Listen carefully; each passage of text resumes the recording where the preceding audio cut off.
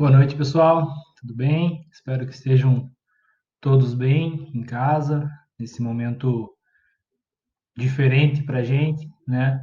Estamos nos encontrando de uma maneira diferente, mas é o momento de nós, profissionais da saúde, principalmente, né, termos os nossos cuidados, disseminarmos as melhores informações sobre esse vírus novo que está aí. Realmente, a situação ela não é fácil para ninguém, está todo mundo sofrendo de alguma forma.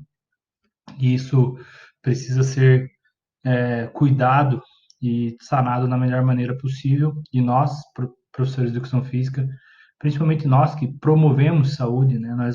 Nós somos da área da saúde que mais promove saúde, nós temos que ter o cuidado para que as doenças não se instalem. Cabe a nós também ter o nosso cuidado, tudo mais. Eu decretei hoje o fechamento da minha academia, por exemplo, para que a gente possa auxiliar a população de uma maneira geral e consiga resolver isso logo e voltar à nossa rotina normal, né? Por hora, vamos realizar alguns trabalhos diferentes, inclusive esse que começamos hoje, nosso primeiro dia de aula, né, virtual. Quero explicar para vocês que o nosso conteúdo não vai sofrer nenhum tipo de alteração. Eu já tinha programado para vocês atividades em sala, a gente já teria aulas que seriam teóricas.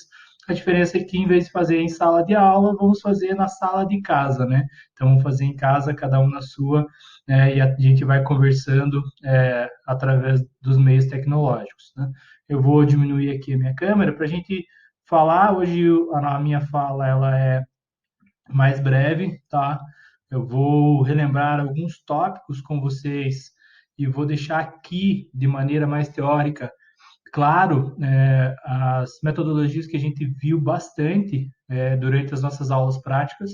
Então, a gente já conseguiu vivenciar muita coisa da parte de lutas voltado para as crianças e adolescentes nas aulas práticas. E a ideia hoje aqui é a gente abordar mais alguns tópicos importantes voltados a essa parte das lutas com crianças e adolescentes, para estruturar justamente o, o cronograma de vocês, o conhecimento de vocês, para quando vocês forem atuar no mercado de trabalho, vocês tenham esse embasamento até para conseguir defender essa prática dentro das escolas, dentro das academias, em ruas e parques, seja lá quando for, quando vocês estiverem trabalhando com crianças e adolescentes a matéria de lutas, né? Quando a gente fala em lutas voltado para esse público, a primeira dificuldade que vem é realmente um preconceito, muitas vezes por parte de gestores de escolas.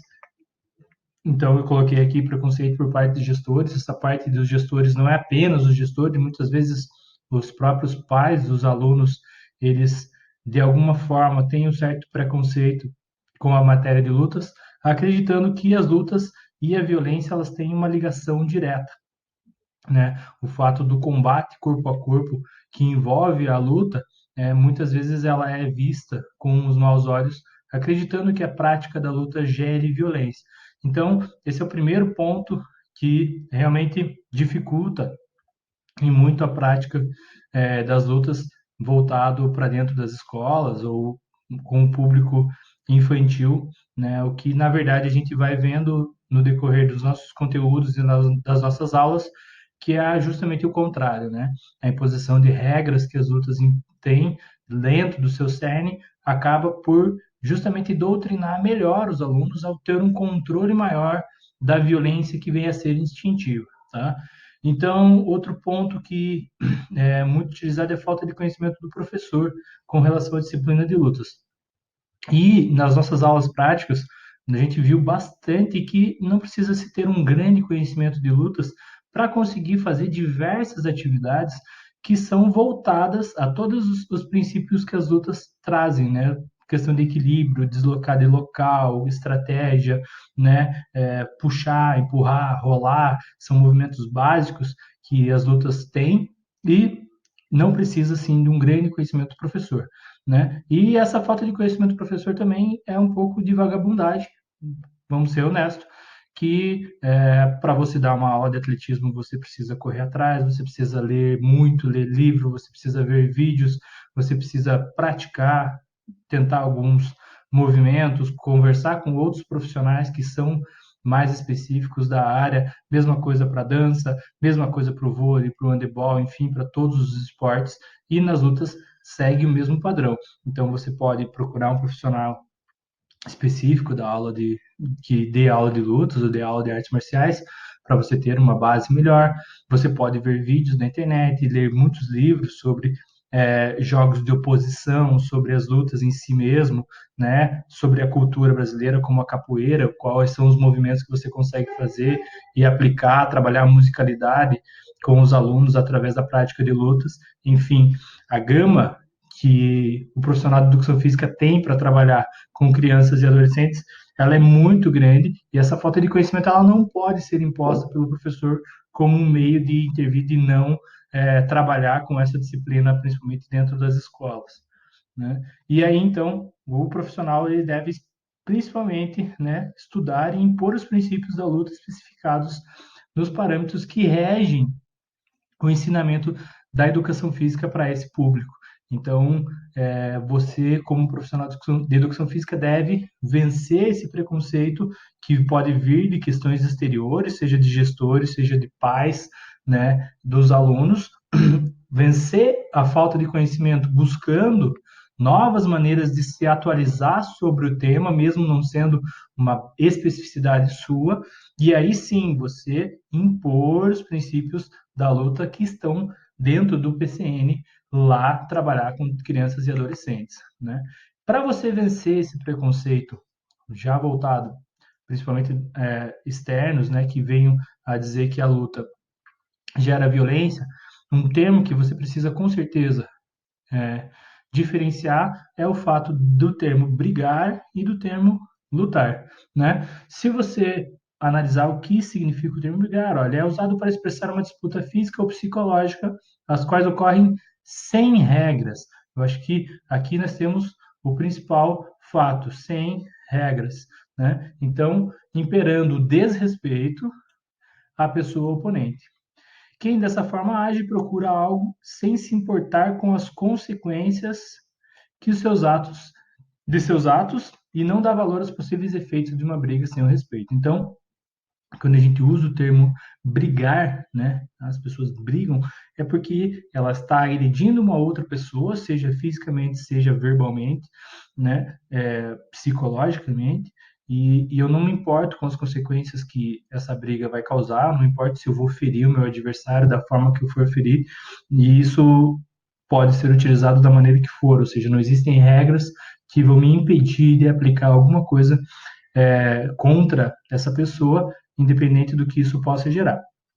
Já o termo lutar, aqui imposto, né, está implícito o sentimento de regra, onde a disputa baseia-se no respeito entre as pessoas, bem como com o objetivo desejado. Então, lutar, grave isso aqui, objetivo e regra. Né? Então, quando eu vou trabalhar luta, eu vou impor regras para essa luta e essa luta tem um objetivo final, né? Então eu tenho uma consequência dessa luta. Essa luta ela pode acontecer de diversas maneiras, ter diversos objetivos. Ela pode ser física, como não pode ser física, né? Não preciso ter contato físico para vencer uma luta, desde que eu obedeça as regras e atinja o objetivo. Se eu atingir o objetivo sem respeitar as regras, eu não sou considerado vencedor. E assim por diante. Tá? E se a gente olhar o histórico das lutas, né, e analisar alguns conceitos presentes em dicionários, né, no Aulete, Ferreira aqui, você verifica que o caráter defensivo e social das lutas, definido pelos PCNs, não é identificado por esses autores como esporte. Então, se a gente olhar, ao grosso modo, o termo lutas, a gente encontra três caráteres aqui específicos: o caráter defensivo, o caráter social e o caráter esportivo, né? Que é o que a gente vai ver agora. Então, começando pelo defensivo, só um pouquinho.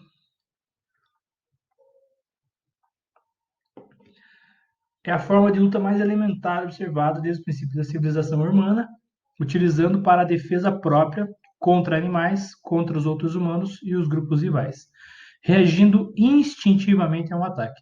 Eu acho que o principal nome aqui, a principal definição que a gente precisa entender da forma da luta defensiva é a palavra instintivamente, o instinto. Então, pelo nosso instinto, a gente tem um sistema de defesa de reagir a um ataque, a uma luta, né? E essa luta é uma luta pela sobrevivência. Então, toda vez que a gente corre risco de alguma coisa, a gente vai para a luta. A gente reage de maneira para ir para a luta, aquela coisa de subiu a adrenalina e vai para a luta para defender a sua vida. Então, a forma de defesa, de luta defensiva, é mais essa luta realmente digamos que o ser humano primitivo, que lutava contra os outros animais para não morrer, ou lutava até mesmo por esses animais como uma disputa de alimento. Então eu precisava lutar para ganhar alimento, eu precisava lutar para ganhar território pela liderança de um grupo. Então a luta defensiva é aquela luta mais instintiva do ser humano. Já a luta social, o aspecto social, ele é considerado caracterizado pelos objetivos de grupos sociais distintos, no sentido de fazer valer a vontade e os anseios desse grupo. Quando a gente fala em luta social, essa luta ela é, por exemplo, de um país contra o outro, essa luta é de um grupo político contra o outro, essa luta é da classe de profissionais de educação física lutando por uma maior valorização da profissão. Então, toda vez que eu reúno pessoas com um objetivo comum, que vão obedecer regras também para isso, né? E vão atrás desse objetivo, que esse objetivo é comum a esse grupo. Essa luta ela pode ser física, como pode ser apenas, na maioria das vezes ela é mais psicológica, então a imposição de ideias, de valores, é a luta nesse aspecto social. E a luta esportiva, para a gente fechar, né, ela tem o objetivo claro de competição entre dois lutadores, entre dois indivíduos que buscam a vitória. Então a luta esportiva já é aquele caracterizado realmente da nossa área, aquela luta onde indivíduos vão pôr a luva, ter as mesmas regras, entrar nas mesmas condições e dentro dessas regras um vai procurar vencer o combate, né? Tem o judô, tem o karatê, tem a capoeira, tem boxe, enfim, são várias modalidades de lutas que a gente conhece, essa modalidade esportiva de luta, e a ideia é realmente a vitória. A vitória na luta, ela é caracterizada, como ela é um esporte individual, não é uma vitória sobre o adversário, mas principalmente uma vitória pessoal do indivíduo de superar os seus limites e conseguir, pelo seu esforço, o reconhecimento dessa vitória. E aí, se a gente pegar e entrar na parte específica que a gente vai trabalhar com crianças e adolescentes, tendo todas essas definições de luta, levando em conta o fato de, de você lutar contra a definição de luta e violência, a teoria de Piaget nos ajuda bastante na hora de elencar uma aula para trabalhar com essas pessoas, né? Porque a teoria de Piaget ela trabalha bases principalmente da simbologia e os exercícios com regras. Então, se eu sei que lutar é diferente de brigar, onde brigar não tem regras e lutar tem regras, eu já obedeço uma boa parte aqui da teoria de Piaget, que é colocar exercícios que tenham regras para crianças e adolescentes, para que o desenvolvimento dela, não apenas o desenvolvimento físico, mas o desenvolvimento dela social e psicológico, através dessas brincadeiras que estamos fazendo com eles, ela seja adequada, tá? E a simbologia? Bom, se eu estou trabalhando com crianças, o trabalho da simbologia, ele é fundamental.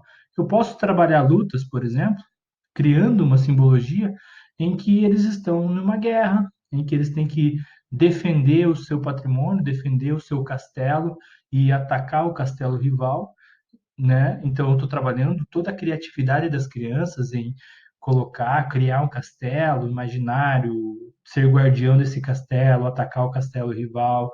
Eu posso fazer, a gente já fez em sala de aula a luta do saci, por exemplo. Então imaginar que é o saci e lutar, e fazer uma briga de rabo, né, roubar o rabo do companheiro. Então, o indivíduo tem toda essa simbologia, essa criatividade, né, a criatividade aqui, imaginária, trabalhando toda a parte psicológica e social desses indivíduos. Essa simbologia, eu posso formar grupos onde eles tenham que trabalhar em conjunto de um bem comum para vencer o adversário, né? Sempre respeitando as regras. Então, quando eu tenho regras, vamos lá, eu tenho dois países rivais, cada país tem o seu castelo, e aí eu preciso derrotar o castelo rival. Eu imponho regras a essa brincadeira, então eles vão criar toda essa simbologia, vocês impõem regras, porque essas regras elas vão fazer com que os alunos criem um plano de ação. O que é um plano de ação? Vamos bolar uma estratégia. Como que eu vou vencer o meu adversário sem me expor dessa maneira, né? E aí, dentro desse plano de ação, é o ideal que eles entrem com as técnicas de luta, conforme previsto pelos parâmetros curriculares, que são estratégias de desequilíbrio, contusão, imobilização ou exclusão de um determinado espaço. Então, se eu levar em conta é, essas condições básicas aqui das técnicas de lutas, implementando planos de ações e criatividade aos meus alunos, eu estou trabalhando luta, eu não estou estimulando a violência com esses indivíduos e eu vou estar fazendo um desenvolvimento completo do meu aluno, que é justamente o que a gente vai falar agora com relação à preparação desportiva a longo prazo. Tá? O que é a preparação desportiva a longo prazo? Bom, isso é um pouco mais específico da área do bacharel, a gente vai falar sobre isso no treinamento desportivo, mas é importante a gente ter como uma noção sobre o desenvolvimento humano nessas fases, para que vocês entendam como elaborar uma aula de lutas voltado para crianças e adolescentes. Tudo depende da faixa etária que eu vou trabalhar, né? Então, dentro da preparação desportiva a longo prazo, no padrão do Tudor Bompa, ele é dividido em formação geral e formação específica.